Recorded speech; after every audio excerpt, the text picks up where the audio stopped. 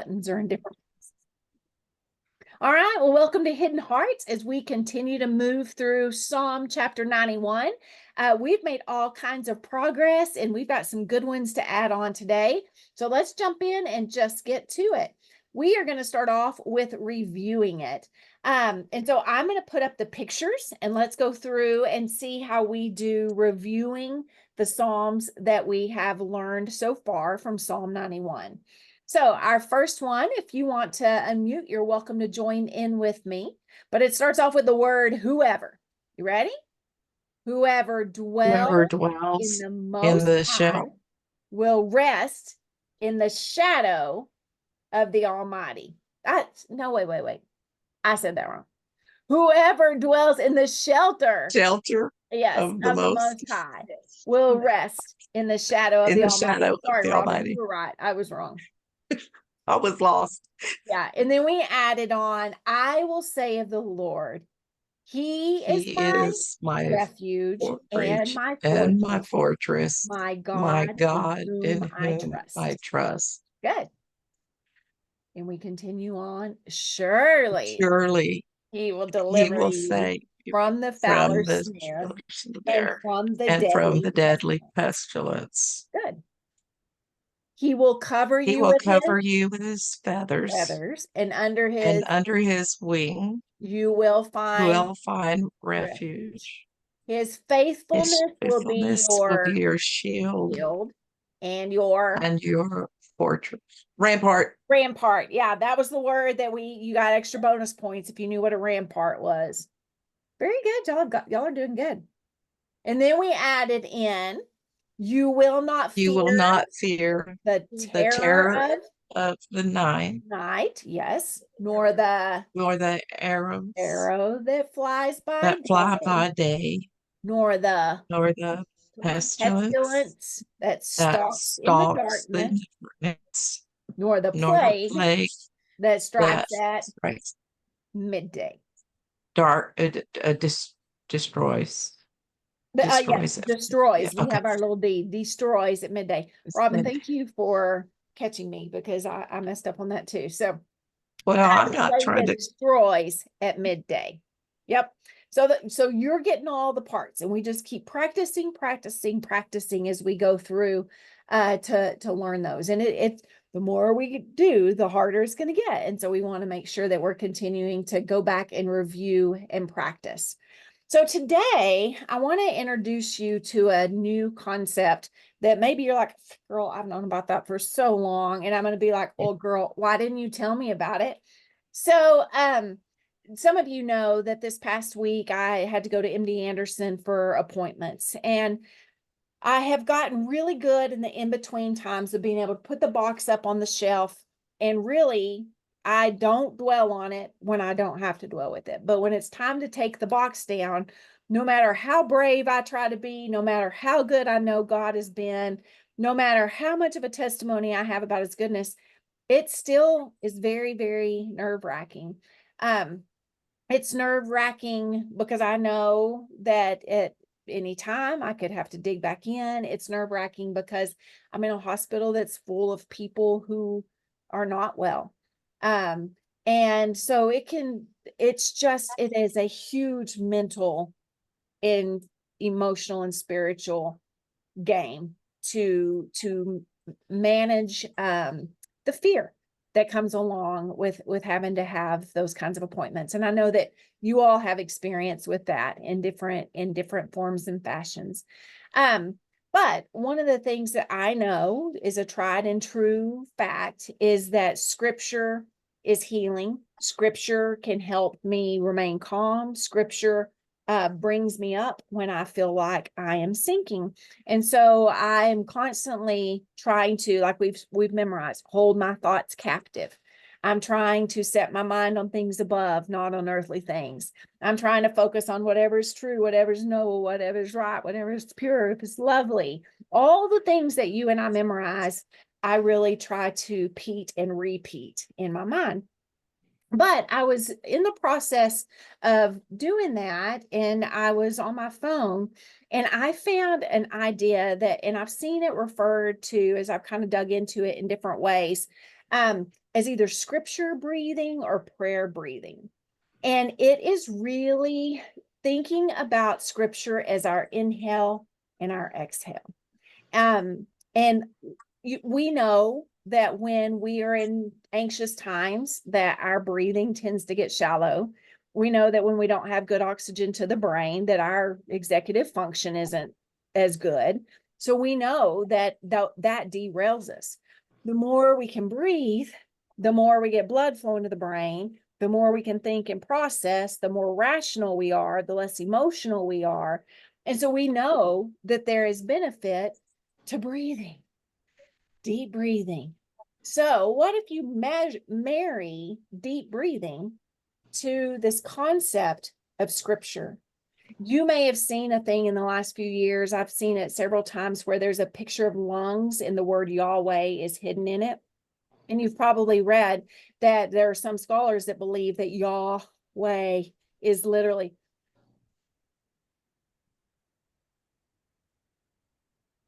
like it's literally breath. So this idea of scripture breathing or prayer breathing is breathing in scripture, breathing out scripture, breathing in, breathing out. So what I want to ask you to do is, as we read our passage today, we're going to go back and we're going to read it all in context because we know the value of that. We also know that that's important for our memory. But what I want you to do is this time, as I'm reading it, on the first line, I want you to breathe in deep. And as I say the second line, I want you to exhale. And then third, fourth. So I just want you to breathe with me as I read the passage. You can read along in your mind, but I want you to focus on breathe it in, breathe it out. Okay? So here we go. Whoever dwells in the shelter of the Most High will rest in the shadow of the Almighty. I will say of the Lord, He is my refuge and fortress, my God in whom I trust. Surely He will save you from the fowler's snare and from the deadly pestilence. He will cover you with His feathers, and under His wings you will find refuge. His faithfulness will be your shield and rampart. You will not fear the terror by day of night, nor the arrows that fly by day, nor the pestilence that stalks in the darkness, nor the plague that destroys at midday. 1,000 may fall at your side, 10,000 at your right hand, but it will not come near you. So what I was doing is I was sitting in the waiting room was I would just take a scripture and I'd breathe it in and I'd breathe it out. And I'd breathe it in and I'd breathe it out. And it led me to have both a physical response of breathing, which helps calm your anxiety, but also of having that spiritual response of literally meditating over and over and over and over on the passages that speak truth. You can take any scripture and do it. The Lord is my shepherd, I shall not want. He makes me lie down by still waters. Or green pastures, He leads me beside still waters. Whatever passage you're doing, breathe it in, breathe it out. As I've been applying that to the scripture that we're learning right now, I've really found that when I do that, it does help me meditate on the scripture more. And so as you're practicing, I want to encourage you this week to really breathe in the scripture. Whoever dwells in the shelter of the Most High will rest in the shadow of the Almighty. I will say of the Lord, He is my refuge and fortress, my God in whom I trust. And breathe it in and breathe it out. Let Him literally fill up your lungs as He fills up your mind with scripture. And I'll be interested to see how that impacts the way you think this week as we practice. So let's hop in and let's write it. So if you have got your page that we're doing, we're going to be in the 6th box. And if you are, is that right? Yeah, 6th box. And then if you were just writing on another page, that is totally good too. But let's write the passage that we're going to be studying this week. So I want you to write 1,000 may fall at your side. 1,000 may fall at your side. 10,000 at your right hand.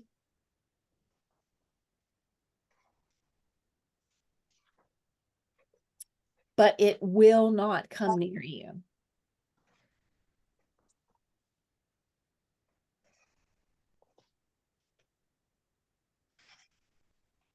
But it will not come near you.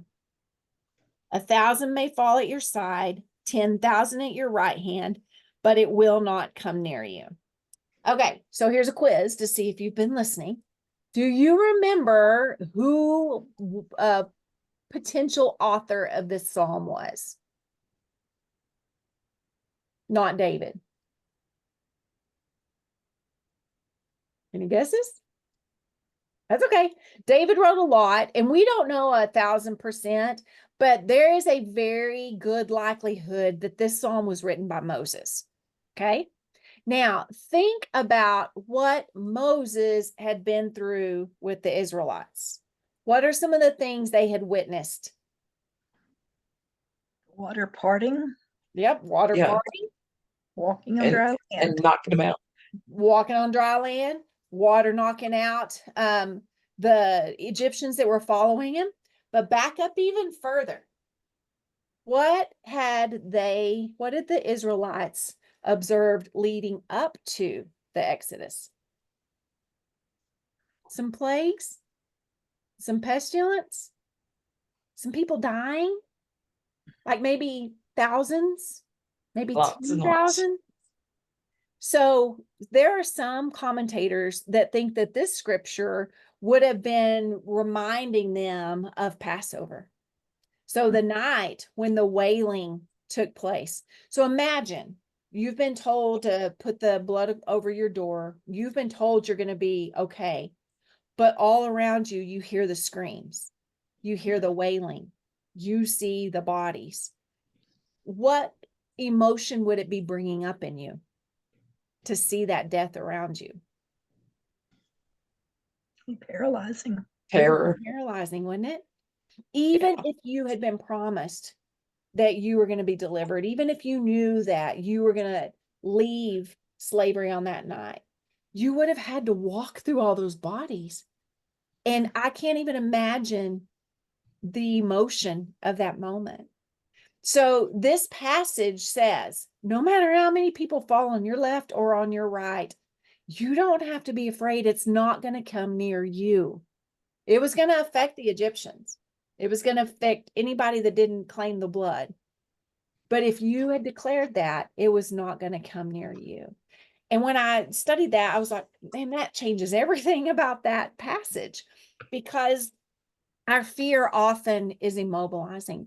And I know for me that with the nuisance, and if you are watching this video and you're like, what's she talking about? What I call cancer, the nuisance. But when people were falling around me, I had to constantly remind myself that story's not my story. You know, I have to separate my story from the fear things that go on around me. In this day and age where we have lots of crazy things going on in our world, I have to separate my story from the story of the world. You have to separate your story from the story of the world. What we can remind ourselves is no matter what's going on around us, it's not going to come near you, because you are a child of God. And that doesn't mean harm's not going to come, right? We're going to have some hard times, but that's not the end of our story. So no matter how much literal, physical, or metaphorical death we see around us, it's not our story. 1,000 may fall at your side, 10,000 at your right hand, but it will not come near you. That's beautiful. And I can't tell you how many times in the last 11 years that verse has helped me come back up. When I thought it was hopeless, when I thought I was helpless, when I was afraid. 1,000 may fall at your side, 10,000 at your right hand, but it will not come near you. And I love the hope of that. So as we breathe that in, 1,000 may fall at your side, 10,000 at your right hand, but it will not come near you. And we get to breathe that in. I love that. And I hope that you love that and that it helps give you some hope if you're feeling a little hopeless. So let me see if I can help you see it. So we'll be on the other side of our page now or in your journals. The very first thing I want you to do is draw a little stick girl. Now I'm going to ask you on this, make sure her right hand is extended. Her left hand is on her hip or down at her side. Okay, because we know that the hand of this verse is helpful. So in the center of your page there, just draw your little girl. Her right hand is extended. Her left is on her hip. Okay, and she's just kind of our placeholder here. Got her? Okay, so on the left side, I want you to write 1,000. And I just put those little lines just to show movement because that 10,000 is falling. Okay, so 1,000 may fall at your side. 1,000 may fall at your side. See, it's just on her side. Her hand is not sticking out. 1,000 may fall at your side. 1,000 may fall at your side. 1,000 may fall at your side. 1,000 may fall at your side. 1,000 may fall at your side. Then on the other side, her right side, 10,000 may fall at your right hand. So again, we're writing the number 10,000 and we're just doing some lines to show that there's motion because those 10,000 are falling. I figured we didn't want to draw a bunch of dead people. So we're just going with the numbers here, all right? So 1,000 may fall at your side, 10,000 at your right hand. Now, the last part of that is, but it will not come near you. So to show that, I want you to draw a little fence to either side of her. So just some little pickets. And that is protecting her from the 10,000 and 1,000 that are falling.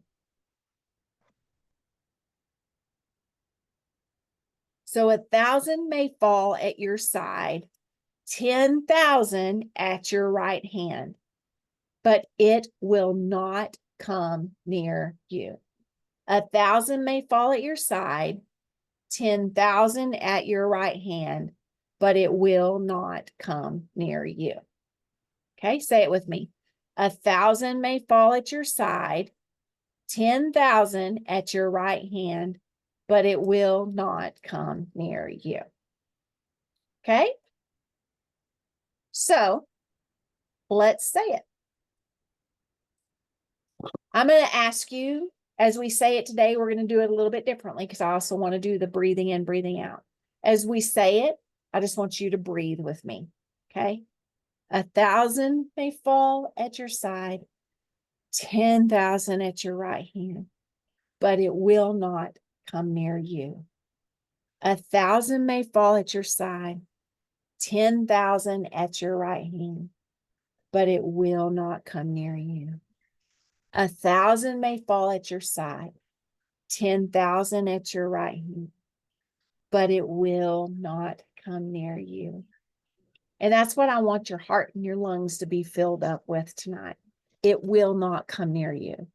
No matter what happens next month in the election, we don't have to be afraid. It will not come near us. 10,000 may fall, 1,000 may fall, but that's not our story. We know the author of our story. So as you study this week, my hope is that you will breathe in the scripture. Just practice it, breathe it in. It's going to help you think. It's going to help you process. It's going to help your emotional part, your mental part, and most of all, your spiritual part. All right. So that's your work for this week, is to go through and practice your verse. 1,000 may fall at your side, 10,000 at your right hand, but it will not come near you. All right. So check the Facebook group. We'll have some prompts and cues in there. Remember, you have got some printables that you can use to help you study. Again, think about where in your memory palace are you going to place this image. You've got to find a spot that you're going to be able to walk around your room, especially now that we're getting deeper into it. Okay, so is that starting to connect with you? Are you able to walk around your room a little bit? Okay, good. It's going to really, really help you as we continue to go. All right, I'm going to stop our recording. We will see you back next Monday night, and I hope that you have a great week. See you later.